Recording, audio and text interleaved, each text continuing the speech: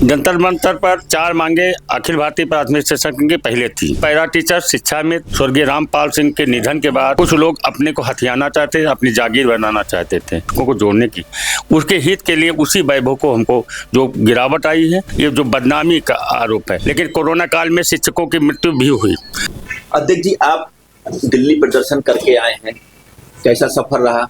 दूसरा, संगठन में जो मतभेद चल रहा था या विवाद चल रहा था, उसको लेकर के क्या कहना चाहिए? दिल्ली में अखिल भारतीय प्राथमिक शिक्षक संघ के सिंगल बैनर तले एक आंदोलन हुआ, जिसको 11 तारीख को पूरे प्रदेश उत्तर प्रदेश सहित विभिन्न राज्य, तमिलनाडु हो, चाहे पश्चिम बंगाल हो, चाहे झारखंड हो, चाहे बिहार हो, चाहे हरियाणा हो, विभिन्न राज्य के साथी, हमारे शिक्षक साथी आए और अपनी बात रखे और धरना पूरी तरह सफल रहा और सरकार तक अपनी बात पहुंचाने में सफल रहे। और हमारी मांग है कि हम संसद में भी सांसद उठा रहे हैं, सदन में भी, न्यायपालिका में भी, न्यायालय में भी, और सड़क पर संघर्ष करेंगे जब तक इसमें छूट नहीं दी जाएगी। 4 मांगे हमारी पहले से थी, वो उन मांगों पर भी अभी हम मुद्दों को छोड़े नहीं। रही बात संगठन का विवाद, all India primary teacher federation का जो गठन 1954 में हुआ था, इसका पंजीकरण 57 में बिहार में हुआ था, पटना पंजीयन ऑफिस में। फिर तत्कालीन अध्यक्ष अभी हमारे रामपाल सिंह जी थे, उनके देहांत के बाद कुछ लोग संगठन को हथियाने के लिए अपने विभिन्न हथकंडा अपनाने लगे।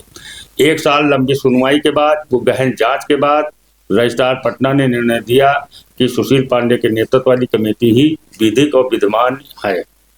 इसके बाद संगठन का विवाद खत्म हुआ। पटना कार्यालय पहले से ही हमारे पास है और दिल्ली कार्यालय जो टेस्ट का है और वहाँ पर संगठन का है, दिल्ली में आवासीय कार्यालय कैंप ऑफिस है, उसमें भी 12 तारीख से हमने काम करना प्रारंभ कर दिया है और संगठन के देख रेख में काम कर रहे हैं कर्मचारी। वहाँ संगठन संचालित है, वहाँ कैंप ऑफिस, हेड ऑफिस हमारा पटना में संचालित है।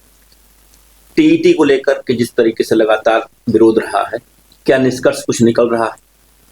संभावनाएं, हम आशावादी हैं, हम निश्चित रूप से विश्वास रखते हैं कि निश्चित रूप से समस्या निदान होगी। संगठन मुकदमे में हम विश्वास नहीं करते, मुकदमा चलन अब हुआ है। एक सब कैडर पर विश्वास, कैडर की एक बात आई थी कि कैडर प्राइमरी हेडमास्टर जूनियर का सहायक उच्च प्राथमिक एक कैडर होना चाहिए, तो एक मुकदमा संगठन ने किया था, उसमें सफलता प्राप्त की। अगर वो सफलता न मिलती तो हमें केंद्रीय वेतनमान न मिलता, क्योंकि केंद्र में प्राइमरी स्कूल टीचर, टीजीटी और पीजीटी, तो प्राइमरी स्कूल टीचर, टीजीटी मैंने प्राइमरी हेडमास्टर, अपर प्राइमरी का असिस्टेंट टीचर, और पीजी मतलब जूनियर हाई स्कूल के हेडमास्टर। अगर 3 कैडर केंद्र में है, अगर 4 कैडर हो जाएंगे बेसिक में, तो उसी केंद्रीय वेतनमान उसी दिन से बाधित होने लगेगा। इसमें सफलता संगठन ने, उस समय मुकदमे में हम भी पैरोकारी करते थे, न्यायालय इसी पुराने परिषद में था, वो जीते थे संगठन। इसके बाद दोबारा संगठन केवल इस मुद्दे पर, टीटी मुद्दे पर गया है, क्योंकि संगठन का विश्वास है, शिक्षक द्वारा संगठन संघर्ष विश्वास रखता है, मुकदमे जाने पर विश्वास नहीं रखता है। लेकिन इस मामले में कोई सरकार का पक्ष छूट जाए, हम अपनी बात रहने से छूट जाए, इसलिए संगठन ने मुकदमा दर्ज किया। सरकारी स्कूल में तैनात शिक्षकों की शिक्षा पर सवाल उठते हैं और सरकार भी इस चीज को स्पष्ट कर रही है धीरे धीरे कि हम शिक्षकों को इसलिए कम कर रहे हैं और स्कूल मर्ज किए जा रहे हैं क्योंकि वहाँ शिक्षा में गड़बड़ी और बच्चे नहीं आ रहे हैं। देखिए, कौन दोषी है? हमारे मूल्यांकन करने वाले वो हैं जिनके बच्चे विद्यालय में नहीं पढ़ते हैं। हमारे मूल्यांकन उनको मूल्यांकन करने का कोई अधिकार नहीं जो जिनके बच्चे विद्यालय में नहीं पढ़ते हैं। मूल्यांकन उन्हीं को ही करना चाहिए जिनके बच्चे प्रसिद्धि विद्यालय में पढ़ रहे हैं, क्योंकि बच्चे अध्यापक की असली जो सुपरविजन है, कौन अध्यापक आता है, क्या करता है, समय से शिक्षा, तो बच्चा ही सबसे ही सही जानकारी दे सकता है। तो बच्चा निश्चित रूप से बता, चाहे प्राइवेट स्कूल में भी पढ़ा रहे हैं, मेरे अभिभावक सभी साथी आप लोग हैं, तो उनके प्राइवेट में तो बताएंगे वो मैम आई थी, ये बात कर रही थी, ये पढ़ाई नहीं, ये पढ़ाई, ये इन्होंने ये पढ़ाने दिया, वो सबसे बड़ा आपका सबूत है। तो वही सबसे, चाहे जिस विद्यालय में, चाहे निजी विद्यालय में पढ़ाओ, चाहे प्रसिद्धि विद्या सरकारी स्कूल पढ़ाओ, तो वो बच्चा बता देगा कि आज कौन बहन जी आई थी, मास्टर साहब आए थे कि नहीं आए थे, क्या पढ़ाए थे, क्या नहीं पढ़ाए थे। इसलिए सुपरविजन उनका होना चाहिए, उन्हीं द्वारा होना चाहिए पर्यवेक्षण, सुपरविजन की जो कि बच्चे उस विद्यालय में पढ़ते हो। फिर सरकारी विद्यालयों में घटते छात्रों की संख्या का आखिर मुख्य कारण क्या है? मुख्य कारण देखिए 2 काम है कि एक 80 से, चूंकि हम भी प्रसिद्धि विद्यालय के पढ़े हुए हैं, 80-90 तक तो सभी बच्चे, गांव के सभी बच्चे 80-85 तक सभी विद्यालय में लगभग पढ़ते थे। धीरे धीरे समाज का एक वर्ग स्थापित हुआ कि जो उन्होंने कहा कॉन्वेंट शुरू हुआ थोड़े थोड़े। मैं चूंकि बाराबंकी जिले का रहने वाला हूँ, तो 2-4 कॉन्वेंट थे, वहाँ कॉन्वेंट में पढ़ते थे 2-4 बच्चे जो आते थे। फिर कॉन्वेंट कक्षा 9th में आपको, कक्षा 9 में आपको राजकीय इंटर कॉलेज में ही आना पड़ा। हम लोग पढ़ते तो जीआईसी में एडमिशन हो जाए, समझिए कि हम टेस्ट देकर एडमिशन जीआईसी बाराबंकी में लिए थे 9th में। तब उस समय ये था। अब जीआईसी में कोई पढ़वाने वाला नहीं, क्योंकि निजी विद्यालय खुल गए। एक चल गया एक माहौल कि ये इसमें पढ़ाई होगी, इसमें नहीं। तब तो जीआईसी में ही सब कुछ मानते थे। उस समय बाराबंकी पर किसी भी कॉन्वेंट में या किसी मिशनरी के विद्यालय से पढ़कर आए हैं तो 9th में आपको पढ़ना। अब बाराबंकी में राजकीय इंटर कॉलेज नहीं, अन्य विद्यालय इतने हो गए हैं कि उनमें एडमिशन हो रहा। इसी तरह से मॉन्टेसरी भी हो गया। इसमें दोष किसका है? इसके मान्यता देने वाले को, इसको खोलने वाले, किसी न इसमें किसी दल का है। सभी दल के, सभी वर्ग के लोग हैं जो व्यवसाय शिक्षा को व्यवसाय में ले गए हैं। उसमें किसी एक का उत्तरदायी नहीं कहा जा सकता। टीईटी का विरोध लगातार जारी है। जिस तरीके से न्यायालय ने जो अपना फैसला सुनाया, उसको लेकर तमाम शिक्षक इस बात की लड़ाई भी लड़ रहे हैं। जंतर मंतर पर विशाल धरना शिक्षकों का रहा और कई मांगे भी रखी। हमारे साथ अखिल भारतीय प्राथमिक शिक्षक संघ के राष्ट्रीय अध्यक्ष सुशील कुमार पांडे जी हैं। कैसा रहा सफर? जंतर मंतर तक आप लोग पहुंचे, बड़ी संख्या में शिक्षकों ने अपनी मांगे रखी। क्या मांगे थी और उसका क्या हल निकला?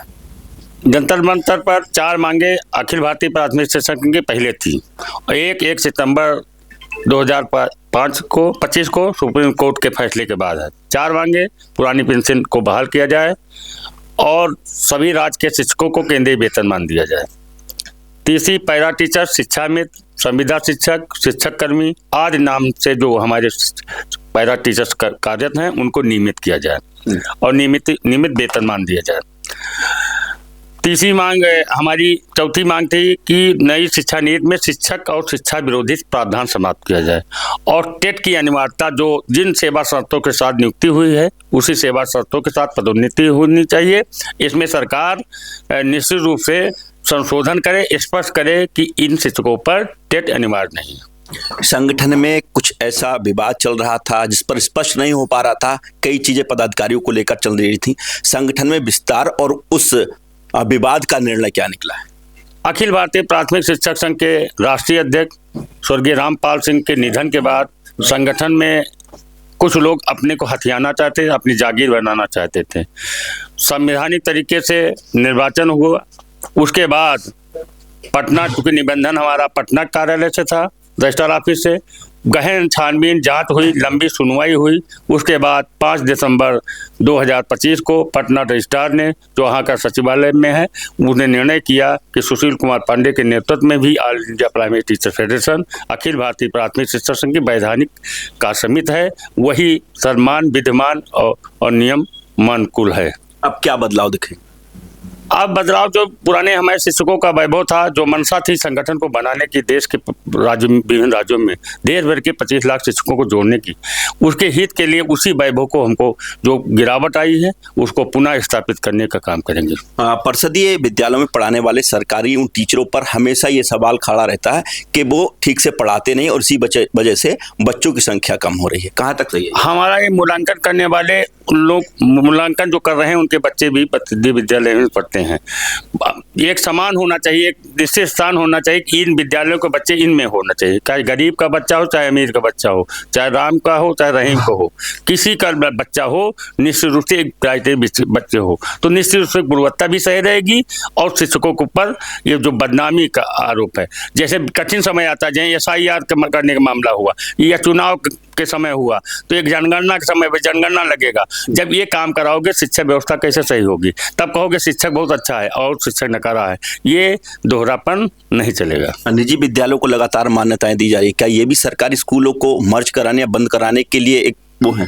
देखिए, शिक्षा, स्वास्थ्य और सुरक्षा पर निजीकरण, व्यवसायीकरण नहीं होना चाहिए।